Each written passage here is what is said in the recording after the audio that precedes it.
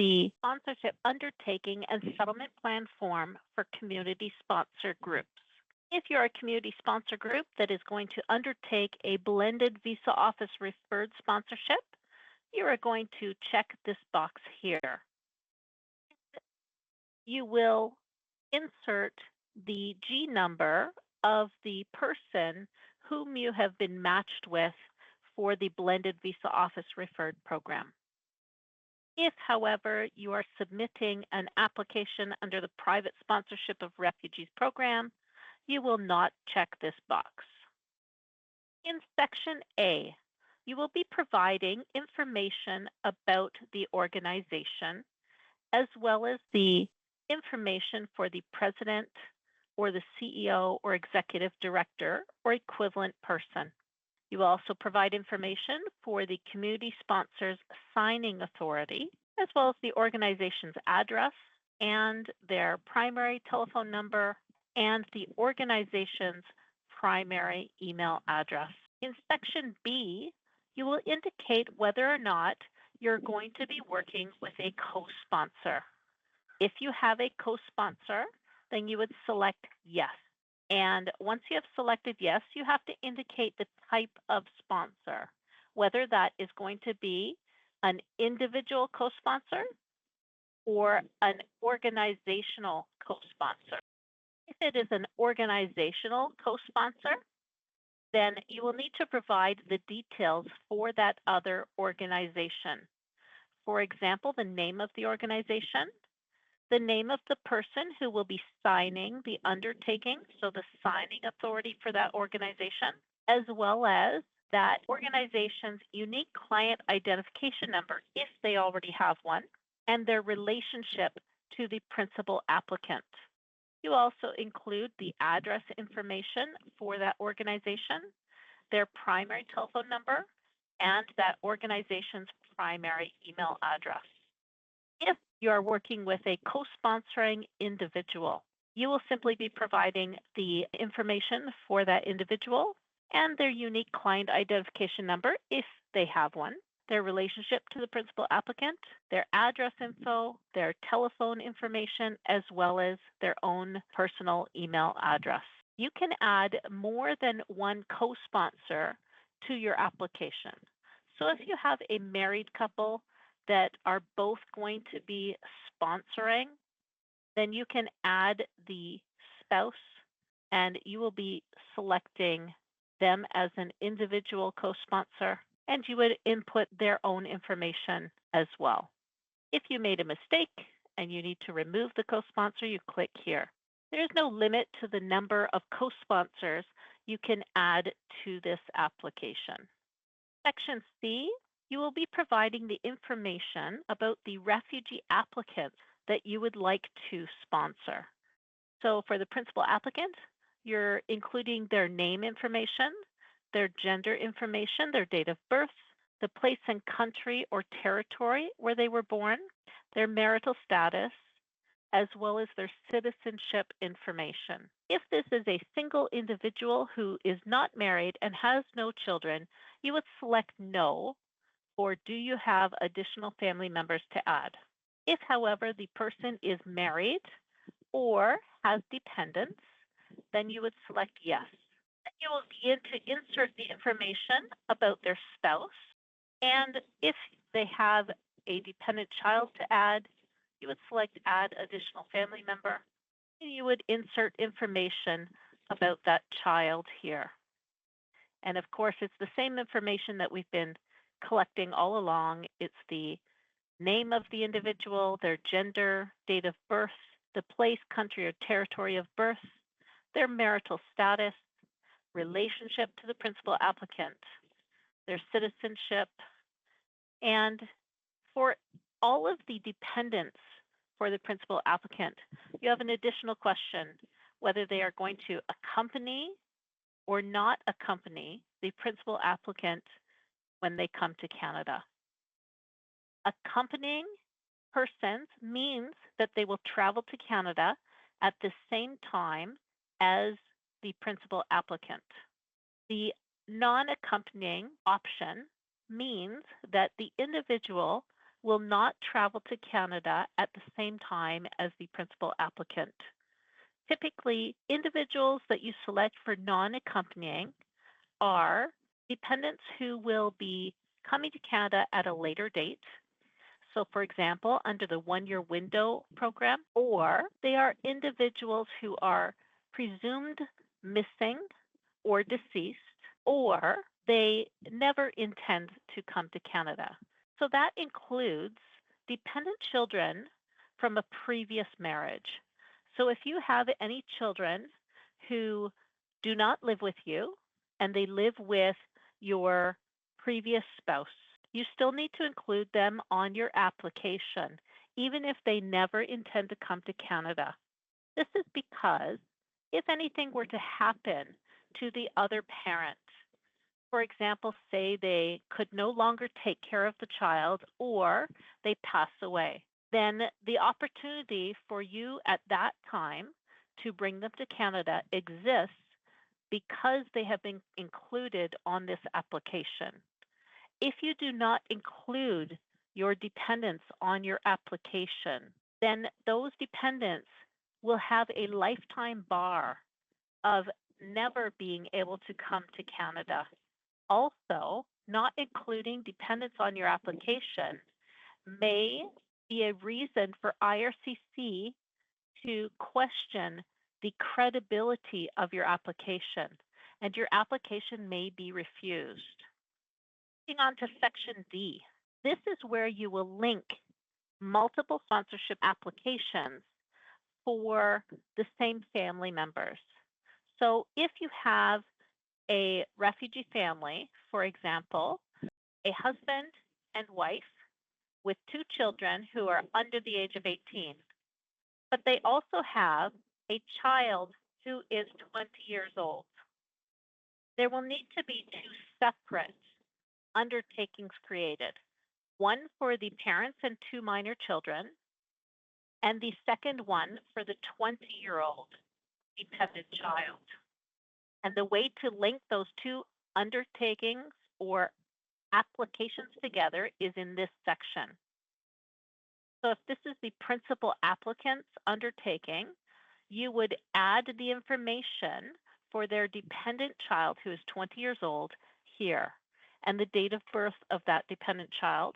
And if they've already been issued a G number, you would insert the G number here. And you can link as many applications together as you need to by simply clicking on Add Application. If you made a mistake, you can simply click Remove Application. Section E, Organizational Profile.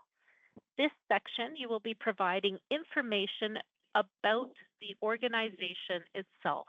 So question 1, you will need to provide a description of your organization.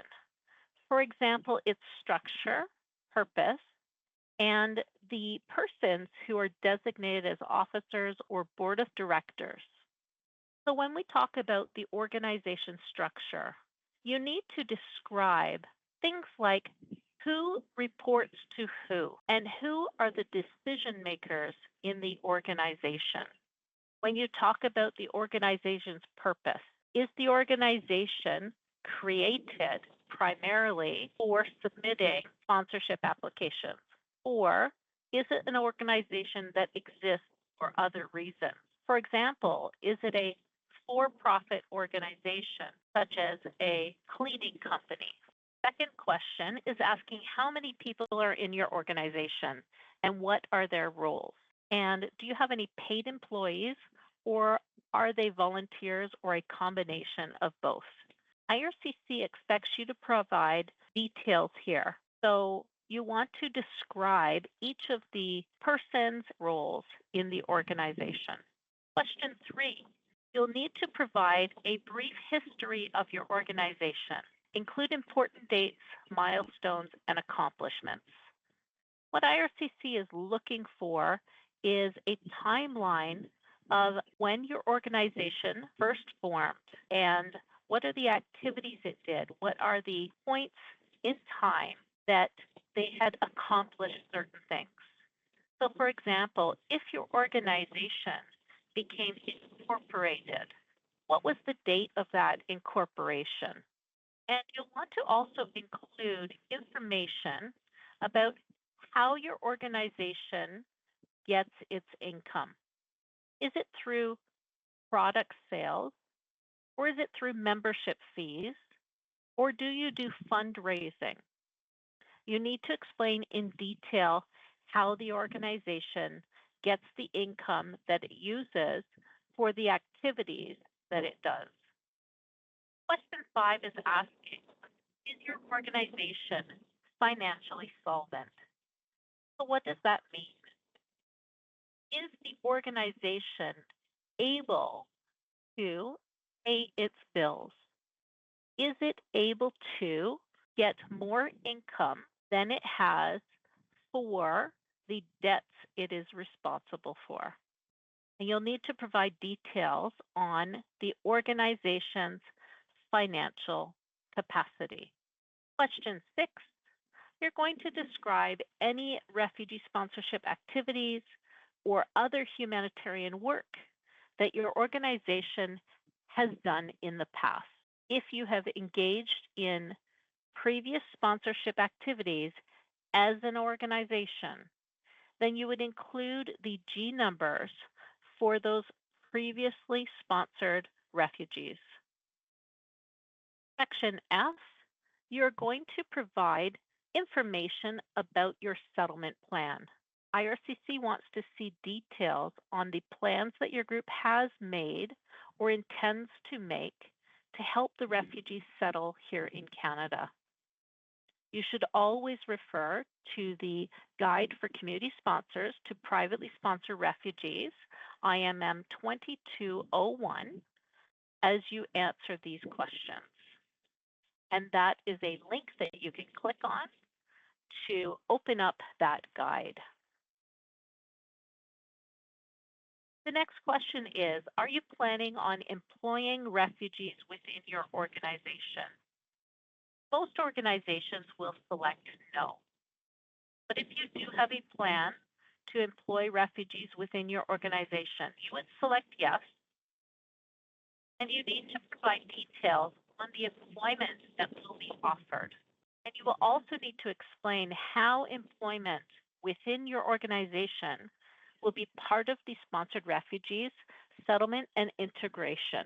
So explain how you will ensure that the refugees will receive their necessary language training or other settlement services while they are working. You'll need to answer things like, will the refugees be expected to work immediately? And if so, what you will do if they are unable to work because of special needs or other settlement considerations. And it is always good to give an explanation for how the power imbalance between you as the sponsoring organization and the refugee you are employing is recognized and reduced. The settlement needs checklist.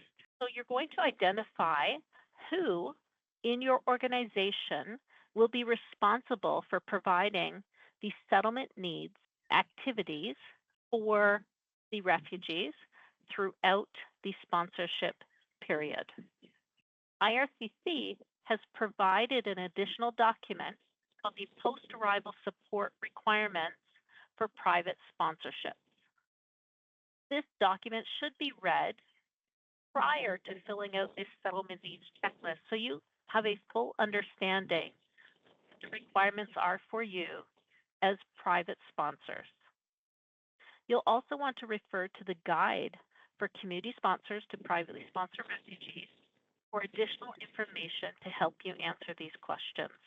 So there are some activities that you need to ensure are completed throughout the year, such as ensuring that transportation is available to and from the refugees' appointments and activities. And you need to arrange for interpreter services and translations as needed to ensure that the refugees fully understand the things that they are signing, in particular if it's legal documentations like a lease. You'll also need to ensure that there are childcare arrangements available and that the refugee's contact information is updated with IRCC as needed, and to review and update the settlement plan as required. If there is a one-year window of opportunity application, you will need to ensure that a contingency plan is in place for family members who may arrive later. Now, before arrival and upon receipt of the notice of arrival transmission, you will need to review the NAT details and any special needs that might be identified so you can make arrangements here in Canada prior to the arrival of the refugee. Also need to confirm that the sponsorship group is still located in the community of settlement where the refugee will reside. You need to ensure that you have plans in place for housing. And at the time of arrival and during the first 3 weeks, you have several other requirements that you have to fulfill. I'm going to leave that up to you to read each of those in detail. And there are requirements for months 1 through 3 after arrival, and months 4 through 6 after arrival, months 7 through 9 after arrival, and within months 10 through 12 after arrival. So for all of these activities, you need to assign certain sponsors the responsibility for fulfilling these requirements. So when you take a look at the options, we have the community sponsor, which is the organization, or the co-sponsor, or whether it's not applicable. So in most cases, you're going to select community sponsor always.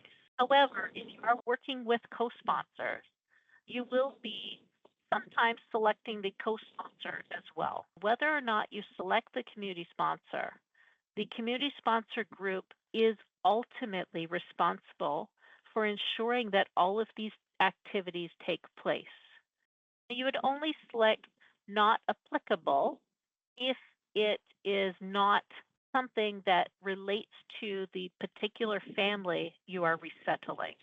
So for example, if they don't have any children, then of course you are not going to be ensuring that the children have access to school. However, for all other requirements, you do have to select a group that is going to be responsible, either the community sponsor organization, the co-sponsors, or both. Now, when it comes to the sponsorship cost estimate, this section here will automatically fill in the information for you here under minimum financial requirement if you have completed the information in the form above. So right now we're seeing a 0 for family size and a 0 for minimum financial requirement. This is because we have not yet entered in the information for the persons that we are intending to sponsor. So let's go up and do that now. We're going to scroll to the top where we insert the information for the refugees we are sponsoring. So here we're going to enter in the principal applicant name. When we do that, we need to complete the rest of the information for them. But simply having their name in place shows us down at the bottom that we now have a family size of 1 indicated. And there is a minimum financial requirement for a single individual of $16,500. Now we know that the refugees we are sponsoring, there's also a spouse.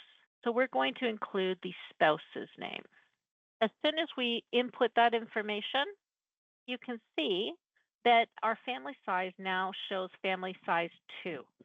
It also indicates that the minimum financial requirement estimate is $24,800.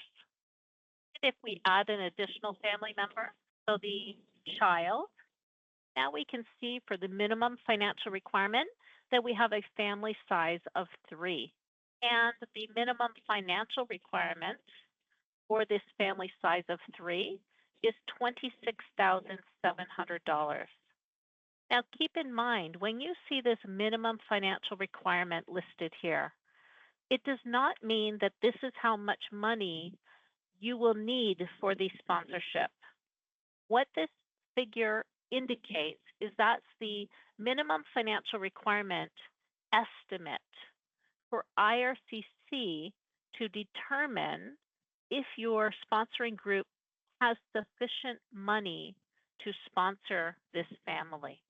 And in fact, when your sponsored family arrives here in Canada, at the time of arrival, you will be needing to have more than this amount of money for the settlement needs of that family.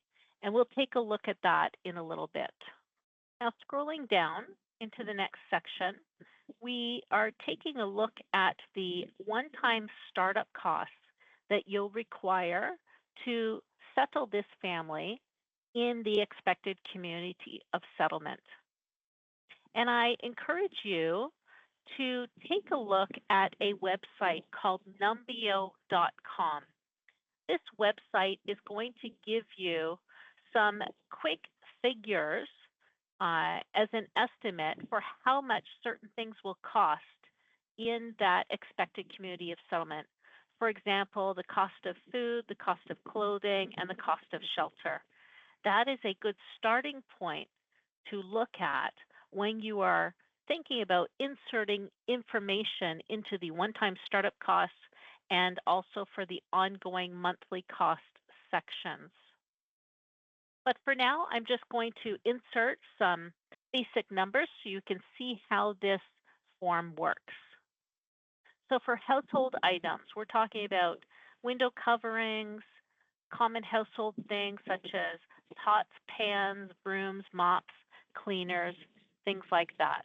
You'll want to ensure that you include a sufficient amount of money to cover those things. So I'm going to say that it will likely cost $1,000, for example, for purchasing those things. And then we're going to select a certain amount of money for how much it will cost to furnish this home. And I'm going to select, for example, $10,000 to furnish this home. Now for linen, $80 per person, so $240. And then the food staples. So before they arrive, we want to ensure that they have some basic dry goods in their pantry. So flour, sugar, rice, spices, things like that. I'm going to select $300 for that. And then for clothing, we want to ensure that they have the appropriate clothing for the weather here in Canada. So we have 3 individuals. I'm going to put $2,500 for clothing. Utility and connection fees, I'm going to put $250. School fees and supplies, they have 1 child, so I'm going to put $300. Now, the figures I have put in here are just a demonstration. You would need to make sure that you're inserting the realistic actual cost of living for the location where the refugees will reside in that community. Now, for ongoing monthly costs, so for basic needs, when they need to purchase groceries or any incidentals like toothpaste, toothbrushes, things like that, there will be a monthly cost involved. And I think it's realistic for a family of 3 to expect to be spending between $500 and $600 a month for those things. Now, shelter, if I think about somebody who's going to reside in Toronto, Ontario, the cost of shelter is very high. And it's not unreasonable to think that a 2-bedroom apartment is going to be $3,000 a month. So I'm going to put $3,000. Public transportation for Toronto, if that's the example. We do have to provide monthly bus passes for all persons who are 18 and over. And so a bus pass in Toronto is just under $200. So I am going to put $380. And the communication allowance covers the cost of a telephone and internet connection. So I'm going to put $150. Now, if you see the total annual living cost, if they were to live in Toronto, Ontario, is about $61,000. That is much higher than the estimated amount at the time of application that IRCC is using to see if you have the financial capacity. That dollar figure is not what you're going to pay. This amount here is more realistic for the amount of money you can expect to provide at the time of arrival. Now, there is a significant amount of money you can save if the refugees will not have to pay for their own accommodations. So, if you happen to be a relative of the refugee family and they are going to live with you when they come to Canada, then you can reduce the cost of shelter as an in kind gift. And we'll go into that next. So, in this section here, donations, when it comes to indicating how much is the maximum that you can reduce the cost of sponsorship by, you do want to refer to the in-kind deduction table in Appendix A. So you're going to click on this link here. So under the financial guidelines, there's some key information for you to read here, but we're going to scroll down to the sponsorship cost table.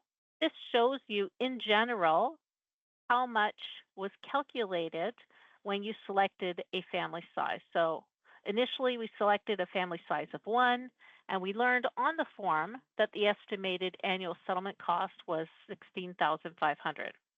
We're working with a family of 3, so the estimated total annual settlement cost is $26,700. And this is broken down between startup costs and 12 months of income support. Scrolling down further, you will be able to see the sponsorship cost table for those who are doing a blended visa office referred case. When you sponsor a BVOR, you are responsible for 6 months of income support plus the startup costs, whereas IRCC provides the remaining 6 months of income support through RAP. You scroll down further, you're going to see what startup costs include and what monthly costs include. It's not a complete list, but it is covering the general things that they include. Then we get to the in-kind deductions, the kinds of things that you can include as an in-kind deduction. Now, when you do make in-kind collections, there are some things that you cannot accept unless they are new. So clothing items such as undergarments and footwear cannot be donated if they have already been used. They must be new, and mattresses must be new. Pantry items should be unopened. So here's some instructions on how to use the in-kind deduction table, and there are some examples for you to read as well. Now scrolling down to the in-kind deduction table for privately sponsored refugees, we can see here this is the maximum amount that you can insert into your settlement plan as how much you're reducing the cost of sponsorship by. So we can actually go up to $1,033 for clothing. So I'm going to put $1,033 for clothing here. And you will only insert that maximum number if the clothing you have accepted as donations, the value of that clothing is at least $1,033 or more. But if you collected clothing and the clothing that was donated was only valued at $300, then you would insert the total value of the clothing that was donated. In this case, we're putting $1,033. When it comes to furnishings, for this family of 3, the maximum we can collect is $2,016. So this means that we may accept furniture that is valued higher than this amount, but we can only reduce the cost of sponsorship by this maximum amount. When we look at household needs, for this family of 3, the maximum deduction is $350. And linens, the maximum deduction is $240. School fees and supplies, we do have 1 child, And I believe the school fees and supplies can be reduced by half. So we had indicated 300, so we can reduce it by 150. Food staples for this family, it is $195. Shelter for the family size 3, we can deduct up to $10,632. So you can see for this family of 3, we have maximized the total amount that we can reduce the cost of sponsorship by. So we are applying deductions that total $14,616. So now when I scroll down to take a look at my financial requirement, how much money is needed to sponsor the refugees? When we see the living costs, this is the total amount that we have indicated it will cost for this family of 3 to live in the community of settlement. It's a realistic picture of the actual cost of living in that community. Then we account for any in-kind deductions, and that is subtracted from the cost of living.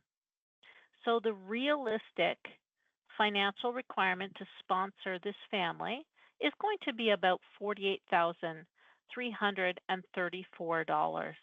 Now let's move on to see the total amount of money that the group will need to demonstrate that they have available for this sponsorship. When we take a look at committed funds, it's showing as 0. And we see the financial requirement as $48,334. So because the balance cannot be a negative amount, we have to start indicating how much money the sponsoring group is going to provide for this sponsorship. So let's start inserting how much money we already have collected for this sponsorship. The money you've collected should be put in a funds held in trust account and indicated here. So we're going to say that we have collected $30,000 already for this sponsorship, and that's being held in a funds held in trust account. Now, we do have some co-sponsors that we are working with, and the co-sponsors have indicated that they are going to provide some money as well that is pledged from their personal income. So in order to understand how you can explain how funds held in trust were obtained and to submit proof of where those funds originated from, you would need to refer to the Guide for Community Sponsors to Privately Sponsor Refugees, because you have to give an explanation here for where the funds came from. Ultimately, IRCC wants to be convinced that the funds have not come from the refugees themselves. That would be considered to be illegal. Now, when an individual co-sponsor pledges from their personal income, you would put those amounts here. So let's say that the co-sponsor intends to contribute $20,000 from their personal income. They would need to prove that they actually have earned income that would support that amount of money. And generally, they would have to submit with the application a financial profile form, as well as proof documentation, such as the Notice of Assessment from Revenue Canada that demonstrates that they earn enough money to support that amount that they're pledging. And if they can prove that amount, then the total committed funds is $50,000, which is higher than the financial requirement.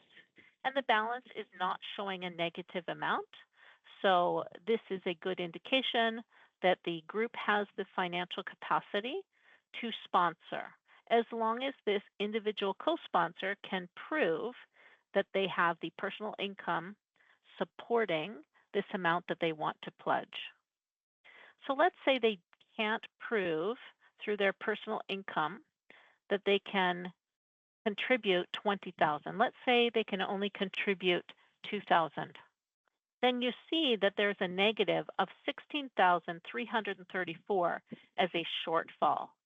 Well, you would not submit your application at this point in time because you have not collected enough money yet to be approved as a sponsoring group that has the financial capacity to support this sponsorship. You need to go back to fundraising or add an additional co-sponsor pledging from their personal income to raise that amount that you have committed for this sponsorship. And once you have a sufficient amount of money collected between funds held in trust and or any personal income contributions pledged, then this balance will not be a negative and you will be able to submit this application. Section I, obligations, consents, and declarations. This section here is where you will read what your specific obligations are as the sponsoring group in respect to the principal applicant and any dependent family members who will be accompanying the principal applicant to Canada, as well as those who are not accompanying the principal applicant to Canada. And any family members who are born after this sponsorship undertaking has been received by Immigration, Refugees, and Citizenship Canada. So these obligations are, in general, the reception, lodging, furnishings, care, food, clothing, transportation, and other basic necessities of life, settlement assistance and support, and financial assistance and support. So these are general categories of things that you will be responsible for. And when you are signing this document, you are agreeing to these statements here that you understand your responsibilities, that you are jointly and severally or solidarily bound with other signatories to provide these things. And you're indicating that you understand you are not to use or disclose any personal information that has been given to you by the principal applicant for any other purpose other than this sponsorship application. And you will not disclose or use the information for any other purpose. You're also making a declaration here that the information you're providing is true, complete, and accurate, and some other things as well. And I'll leave it up to you to read through those things you are declaring. And further, your understanding about the consequences if you provide false statements or conceal any information. Section J is where you're going to sign the form. So as the parties to the sponsorship, you're going to confirm your intention to provide financial and non-financial support. You'll agree to provide those supports to the sponsored refugees according to the post-arrival support requirements. And you're consenting to IRCC to provide your contact information to the Refugee Sponsorship Training Program for the purpose of receiving information and training on settlement planning for you to prepare for the arrival of refugees that you have applied to sponsor. When it comes to signatures for the sponsors, you can provide a digital signature. So under this first box, the president or equivalent delegated person, you'll type their name here, and then they will type their own name here as a representation of their signature. And they will also date the form here. The same goes for the signing authority. And this may be the same person who signs above, or it may be a different person. Next comes the signatures for any co-sponsors. And this final paragraph just explains how the information provided on this form is collected and under which authority and for what purpose it will be used. So that's it for the sponsorship undertaking and settlement plan for community sponsor groups.